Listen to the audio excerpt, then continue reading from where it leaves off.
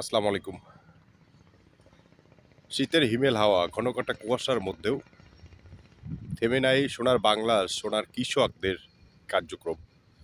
আপনারা দেখছেন সোনার বাংলায় সোনার জমিতে যখন এই ঘনঘটা কুয়াশার মধ্যেও কৃষক তাদের সোনালী ফসল ধান রোপণের জন্য তারা কিন্তু এই শীতকে উপেক্ষা করে গ্রামাঞ্চলের যে পরিবেশ আপনারা দেখছেন যে শীতের সকাল, চারিদিকে ঘনঘটা কুয়াশার চাদরে ঢেকে মুড়িয়ে রয়েছে। এদিকে কিন্তু কৃষকরা তাদের জমিতে ধানের যে পাতা ধানের পাতা উত্তোলন করার জন্য,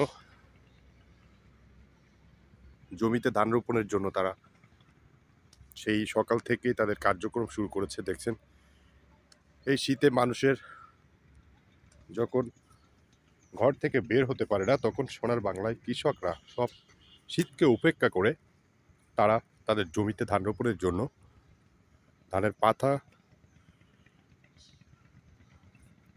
মারার কার্যক্রম চলমান রেখেছে। চারিদিকে ঘনঘটা কুয়াশা, আপনারা দেখছেন চারিদিকে ঘনঘটা কুয়াশার চাদরও ঢেকে পড়েছে। একেবারে যেন চারিদিকে সাদা সাদা অন্ধকার নেমে এসেছে।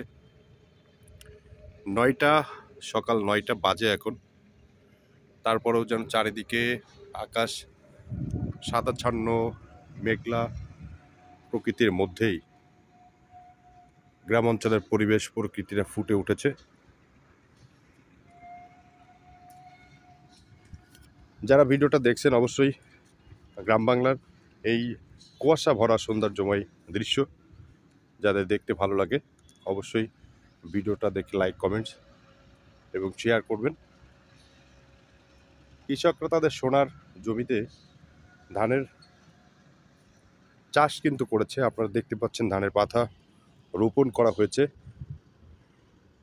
ঝিরঝির কুয়াশা যেন সেই ইউরোপ কান্ট্রির মতো সেই তুষার যেন সকাল থেকেই নামতে শুরু করেছে বাংলাদেশেও। এদিকে কৃষকের কার্যক্রম থেমে নাই, তারা তাদের কার্যক্রম চালিয়ে যাচ্ছে। আপনারা দেখছেন যে একজন ভাই ধানের পাতা নিয়ে ছুটে চলেছেন অন্য জমিতে রোপণ করার জন্য।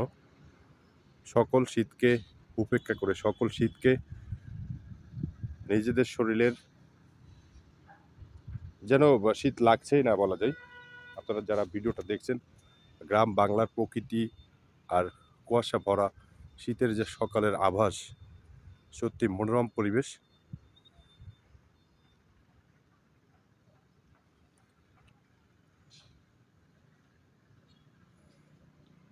সবাইকে শীতের সকালের হিমেল হাওয়ার শুভেচ্ছা এবং ভালোবাসা জানিয়ে আজকে বিদায় নিচ্ছি। সকলে ভিডিওটি শেয়ার করবেন, লাইক করবেন, কমেন্টস করবেন এবং আমাদের ছোট্ট পরিবারে সকলে যুক্ত হয়ে যাবেন।